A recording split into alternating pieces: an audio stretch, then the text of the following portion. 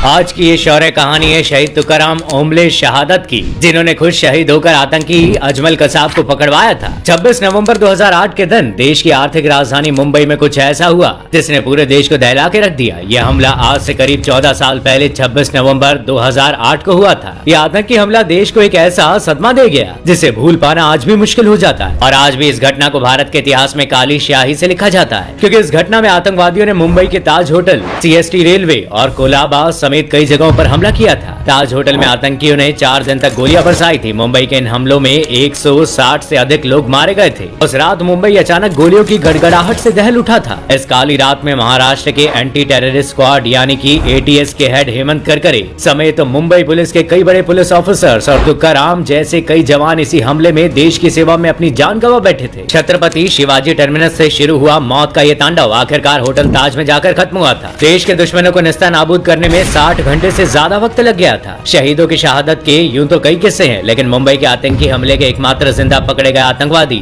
आमर अजमल कसाब को पकड़ने में अहम भूमिका निभाने वाले शहीद तुकाराम ओम्बले का किस्सा थोड़ा अलग है। मुंबई से करीब 285 किलोमीटर दूर मौजूद 200 परिवार वाला ये गाँव धाम तुकाराम का गाँव है। बचपन से ही मेहनत और ईमानदारी की रोटी खाने वाले तुकाराम ने परिवार का हाथ बटाने के लिए आम तक बेचे थे। तुकाराम के मौसा सेना में ड्राइवर थे, इस वजह से बचपन से ही उनका झुकाव सरकारी वर्दी की ओर था। आगे चलकर उनकी नौकरी बिजली विभाग में लगी और फिर 1979 में वो अपनी ये नौकरी छोड़कर महाराष्ट्र पुलिस में भर्ती हो गए। पुलिस में भर्ती होने के बाद जैसे मानो वो अपना घर बार सब भूल गए थे। उन्हें ड्यूटी के अलावा कुछ दिखता ही नहीं था। उनके साथ ही पुलिस वालों का कहना है कि तुकाराम ओम्बले उन सब से अलग थे। जब ड्यूटी खत्म होने पर वो लोग जल्दी घर निकलने की राह देखते थे, तब तुकाराम अपनी ड्यूटी पूरी होने के बाद भी रुक जाते थे। वो अक्सर नाइट शिफ्ट में देर तक रुके रहते थे ताकि उनके साथियों को कोई दिक्कत ना हो। इसके बावजूद वो अगले दिन अपनी शिफ्ट पर आ जाते थे। मुंबई पुलिस के मुताबिक तुकाराम अपनी टीम के साथ एक चेक पोस्ट की रखवाली कर रहे थे जब कसाब अपने एक साथी के साथ एक कार से वहां आया। इसके बाद आतंकी और पुलिस के बीच हुई फायरिंग में आतंकवादी कसाब का साथी मारा गया और फिर कसाब कार से बाहर निकला और अचानक फायरिंग करने लगा। इतनी फायरिंग के बावजूद भी तुकाराम उनसे डरे नहीं और गोलियों के बीच में तुकाराम ने उसे दबोच लिया और उसकी AK-47 राइफल की बैरल अपनी तरफ कर ली ताकि वो किसी और को नुकसान न पहुंचा सके। इस बीच दूसरे पुलिस स्टाफ को अच्छा खासा मौका मिला और उन्होंने कसाब को जिंदा पकड़ लिया। इसके बाद साल 2009 में उन्हें अशोक चक्र से भी नवाजा गया। छत्रपति शिवाजी टर्मिनल में तब सैकड़ों रेल यात्री मौजूद थे, इसलिए यहाँ सबसे ज्यादा 58 लोग मारे गए थे। आधिकारिक आंकड़ों के मुताबिक लियोपोल्ड कैफे में हुई फायरिंग में 10 लोग मारे गए थे। ताजमहल होटल में लगी आग का वो मंजर आज भी लोगों के दिलो दिमाग से मिटा नहीं है। गोलीबारी और धमाकों के बीच मुंबई की शान ताजमहल होटल में लगी आग और लोग आज भी शायद ये नहीं भूल पाए। आंकड़ों के मुताबिक ताजमहल होटल में 31 लोग मारे गए। यहाँ 4 आतंकियों को हमारे जवानों ने मार गिराया होगा। ओबरॉय होटल में उस समय करीब 350 से ज्यादा लोग मौजूद थे। यहाँ हमलावरों ने कुछ लोगों को बंधक बना दिया था, लेकिन NSG के जवानों ने यहाँ मौजूद दोनों हमलावरों को ढेर कर दिया। मुंबई पुलिस के मुताबिक 4 आतंकवादियों ने पहले एक पुलिस वैन पर कब्जा किया और फिर उससे वो लगातार गोलियां चलाते रहे। इसी दौरान वो कामा अस्पताल में भी घुसे। कामा अस्पताल के बाहर हुई मुठभेड़ में एंटी टेररिस्ट स्क्वाड के प्रमुख हेमंत करकरे, मुंबई पुलिस के अशोक कामटे और विजय सालास्कर शहीद हो गए।